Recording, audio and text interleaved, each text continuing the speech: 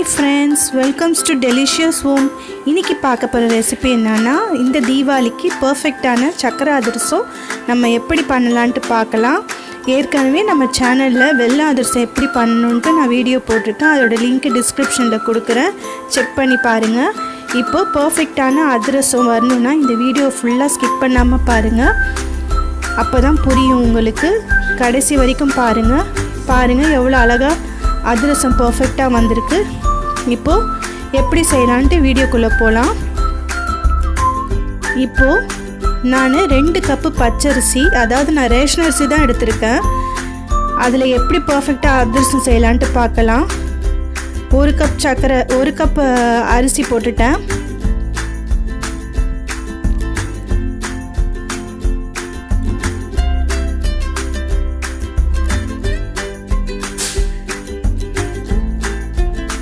அடுத்து இன்னொரு கப் அரிசியும் போட்டுட்டேன். இப்போ இதை நல்லா வாஷ் பண்ணி நம்ம ஒரு ½ அன் ஹவர் வரைக்கும் ஊற வச்சா போதும். அதிரசத்துக்கு ரொம்ப நேரம் ஊற வைக்கணும்னு அவசியம் கிடையாது. நான் இப்போ நல்லா தண்ணி ஊற்றி நல்லா வாஷ் பண்ணிக்க போகிறேன். நல்லா வாஷ் பண்ணிக்கிட்டு ஊற வச்சா போதும். ஒரு ½ அன் ஹவர் ஊற வச்சா போதும். பாருங்க, ரேஷன் அரிசியில் ரொம்ப டஸ்ட் இருக்கும், அதனால நல்லா வாஷ் பண்ணிக்கோங்க. கடையில் வாங்குற அரிசினா உங்களுக்கு ரொம்ப டஸ்ட் இருக்காது. இதில் டஸ்ட் நிறையா இருக்கிறதுனால ஒரு 5-6 தடவை கழுவிக்கோங்க. இப்போ நான் கழுவி எடுத்துட்டேன். இப்போது இதில் நல்ல வாட்டர், அதாவது நல்ல தண்ணி ஊற்றி நான் ஊற வைக்க போகிறேன் ½ அன் ஹவர். இப்போது நல்ல தண்ணி ஊற்றி நான் ஊற வச்சுருக்கேன். இது ½ அன் ஹவர் ஊறட்டும். அதாவது ½ அன் ஹவர்லேருந்து 45 மினிட்ஸ் வரைக்கும் ஊறினா கூட பரவாயில்ல. அதுக்கு மேலே ஊற தேவையில்லை, போதும் இதுவே.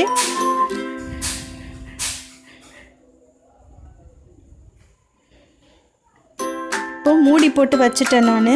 இப்போ நல்லா ஊறிடுச்சு. பாருங்கள், அரிசியை பார்த்தாலே தெரியும், கலர் சேஞ்ச் ஆகிருக்கும். இப்போது இந்த தண்ணியெல்லாம் நம்ம சுத்தமாக வடிகட்டிட்டு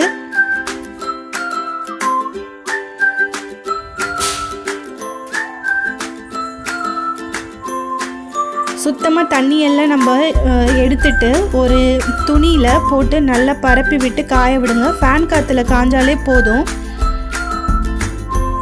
காயறதும் ஒரு ½ அன் ஹவர் 45 மினிட்ஸ் வரைக்கும் காஞ்சா போதும்.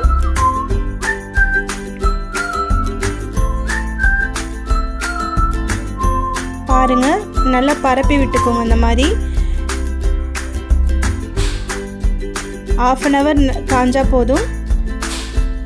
ஏன்னா கொஞ்சம் ஈரப்பதம் இருக்கணும். அதிரசம் மாவுக்கு மட்டும் ஈரப்பதம் இருக்கணும். அந்த பதத்தில் இருந்தால் தான் அதிரசம் பர்ஃபெக்டாக வரும். இப்போ நான் நல்லா காய வச்சுட்டேன்.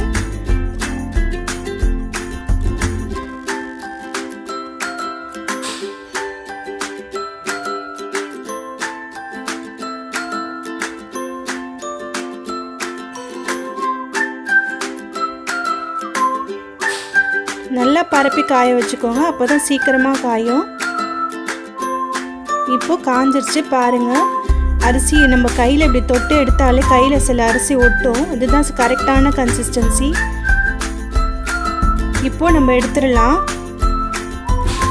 இப்போ இதை ஒரு மிக்சர் ஜாரில், அதாவது மிக்சியில் போட்டு தான் நான் அரைச்சிக்க போகிறேன். நீங்கள் வீட்டில் செய்யணுன்னா மிஷினில் கொடுத்து, நிறையா செய்யணுன்னா மிஷினில் கொடுத்து அரைச்சிக்கலாம். நான் 2 கப் அரிசினால் வீட்டிலே அரைச்சிக்கிறேன் மிக்சியில்.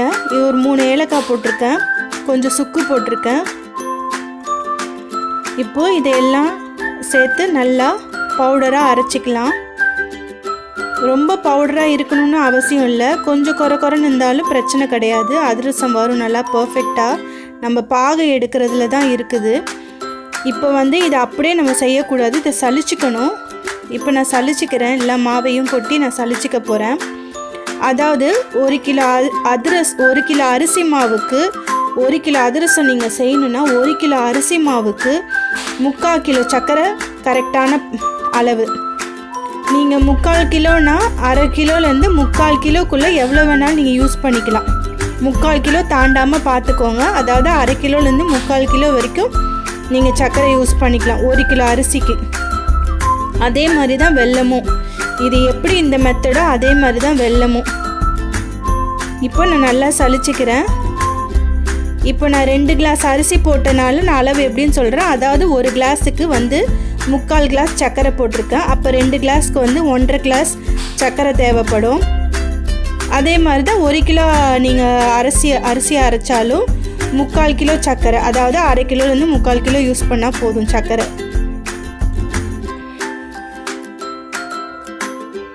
பாருங்கள் நல்லா சலிச்சுக்கிறேன்.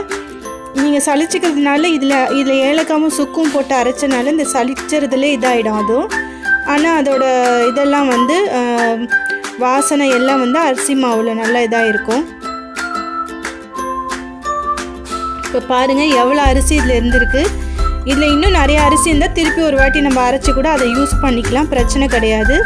இப்போ இந்த கன்சிஸ்டன்சியில் மாவு இருந்துச்சுன்னா தான் பர்ஃபெக்டாக. கொஞ்சம் ஈரத்தன்மை இருக்கணும் மாவில்.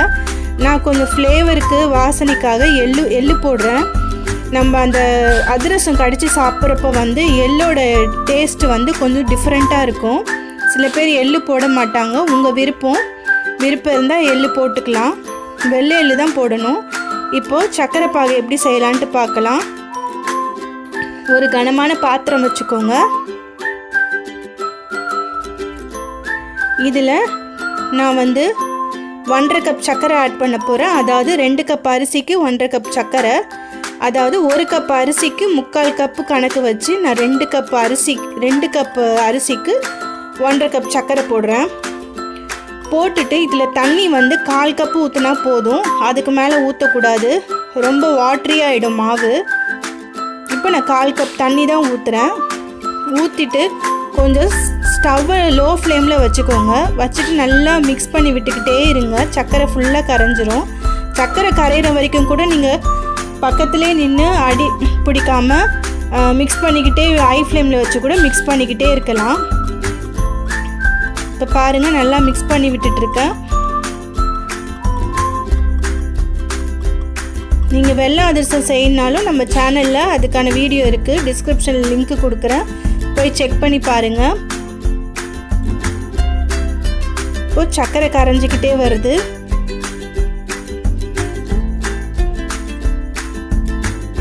பாருங்கள் நல்லா கொதிக்க ஆரம்பிச்சிருச்சு. நல்லா நொரையாக வரும்.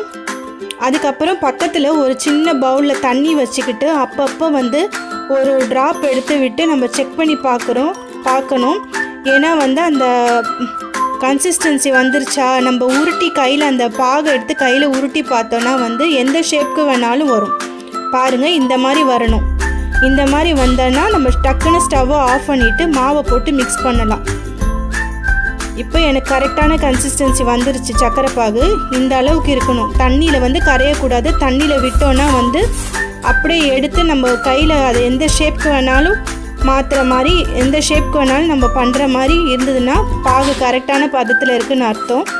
இல்லை இன்னொரு மெத்தட் என்னன்னா, நம்ம தண்ணியை தொட்டு அந்த பாகு கிண்டின கரண்டியை தொட்டு பார்த்தனாலே நமக்கு கையில் ஒட்டாமல் வந்துச்சுனாலே அதுவும் ஒரு கரெக்டான கன்சிஸ்டன்சி. அப்படியும் செக் பண்ணி பார்க்கலாம். இப்போ பாருங்கள் நான் மாவை கொஞ்சம் கொஞ்சமாக இம்மிடியேட்டாக உடனே வந்து மாவை அந்த பாகில் போட்டு நம்ம மிக்ஸ் பண்ணணும். அப்படியே கொஞ்சம் விட்டுட்டு லேட்டாக பண்ணக்கூடாது. நான் இம்மிடியேட்டாக மாவை கொஞ்சம் கொஞ்சமாக போட்டு மிக்ஸ் பண்ணிக்கிட்டு இருக்கேன். பாருங்கள் இந்த அளவுக்கு மிக்ஸ் பண்ணிக்கோங்க. அதே மாதிரி சப்போஸ் உங்களுக்கு சர்க்கரை அதிரசம் கொஞ்சம் அந்த வாட்டரியாக அந்த மாவு வந்துருச்சுன்னா நீங்கள் அப்போ சுடாதீங்க அதிரசம். நீங்கள் அதை வச்சுட்டு மறுநாள் கூட நீங்கள் செய்யலாம். அப்போ நம்மளுக்கு அந்த மாவு இறுகிடும், கட்டியாயிடும். அதுக்கப்புறம் கூட நம்ம செஞ்சுக்கலாம், அது ஒன்றும் பிரச்சனை கிடையாது.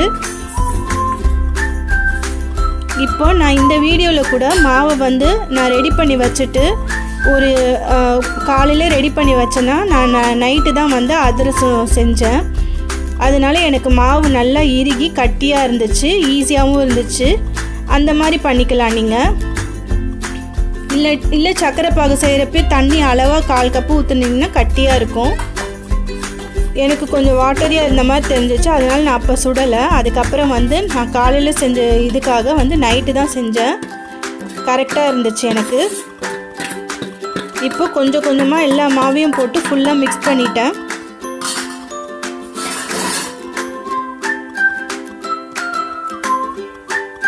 பாருங்கள் ஃபுல்லாக மிக்ஸ் பண்ணியாச்சு. தீபாவளினாலே அதிரசம் இல்லாத தீபாவளியே கிடையாது. ஏன்னா இது நம்ம ட்ரெடிஷ்னல் ஸ்வீட். ரொம்ப சக்கரை அதிரசம் ரொம்ப ஹார்டாகவும் வரக்கூடாது. கரெக்டான பாகுபதம் வந்து கரெக்டாக இருக்கணும். ஹார்டாகிடுச்சுன்னா நல்லா இருக்காது. வெள்ளை அதிரசம் கூட தெரியாது. சக்கரை அதிரசம் வந்து ரொம்ப கடிக்க முடியாத அளவுக்கு வந்துடும். அதனால் பார்த்து பண்ணுங்கள். இப்போது ஃபுல்லாக நான் மிக்ஸ் பண்ணிட்டேன்.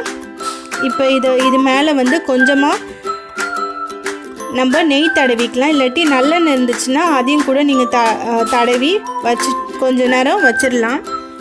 உடனே அதை சுடணுன்ட்டு அவசியம் கிடையாது. அப்புறம் கூட சுடலாம் நீங்கள். இப்போ பாருங்கள், இதில் வந்து நான் கொஞ்சமாக நெய்யை ஆட் பண்ணி மேலே நல்லா க்ரீஸ் பண்ணி விட்டுட்டு நான் மூடி வச்சிட போகிறேன்.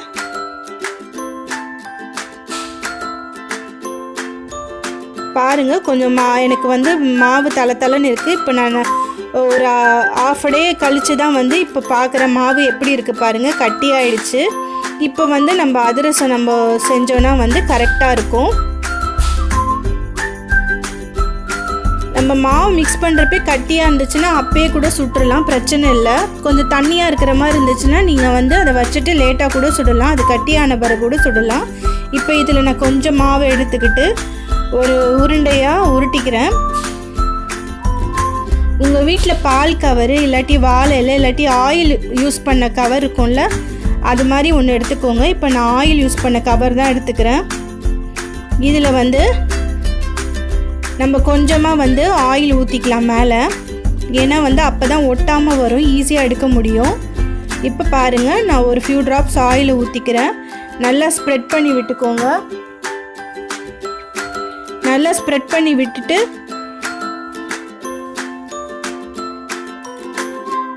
அந்த உருண்டையாக இருக்கிற ஷேப் அதில் வச்சு வடை மாதிரி நல்லா தட்டிக்கோங்க.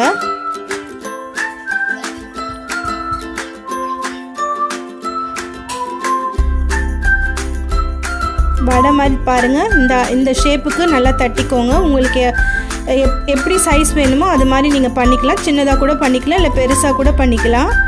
நான் ஒரு மீடியமான சைஸில் பண்ணிவிட்டு இப்போ எண்ணெய் கடாயில் வந்து நல்லா ஹீட் ஆகிடுச்சு. ஹீட் ஆனோடனே உடனே லோ ஃப்ளேமில் மாற்றிடுங்க, ஏன்னா கருகிடும். பாருங்கள் எப்படி பூரி மாதிரி உப்பி வருது. இதுதான் கரெக்டான கன்சிஸ்டன்சியில் நமக்கு வந்திருக்குன்னு அர்த்தம். இல்லாட்டி வந்து பிரிஞ்சிரும். அந்த பாகு சரியில்லைன்னா நமக்கு எண்ணெயில் ஃபுல்லாக பிரிஞ்சு வந்துடும். இப்போ பாருங்கள் பூரி மாதிரி உப்பி வந்திருக்கு. இதை நம்ம திருப்பி போட்டு நல்லா உள்ளே வேகணும். அதனால மீடியம் ஃப்ளேம்லேயே வச்சு பண்ணுங்கள்.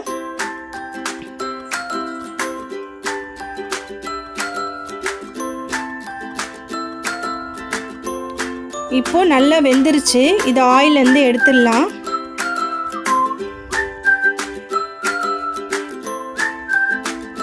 இப்போது இந்த அதிரசம் வந்து அந்த ஒரு கட்டை மாதிரி இருக்குது, அதை நம்ம ப்ரெஸ் பண்ணோன்னா அந்த ஆயிலெல்லாம் வெளியே வந்துடும். இல்லாட்டி ஆயிலோடு இருந்தால் ரொம்ப நல்லா இருக்காது, அதிரசம் திகட்டுற மாதிரி இருக்கும். இப்போ இதை வச்சு நல்லா ப்ரெஸ் பண்ணிவிட்டு நம்ம எடுத்துட்டோன்னா பர்ஃபெக்டான அதிரசம் ரெடி ஆகிடுச்சு.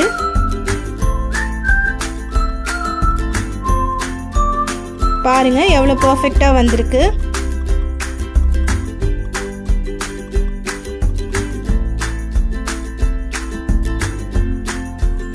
பாருங்கள் எவ்வளோ பர்ஃபெக்டாக வந்திருக்கு.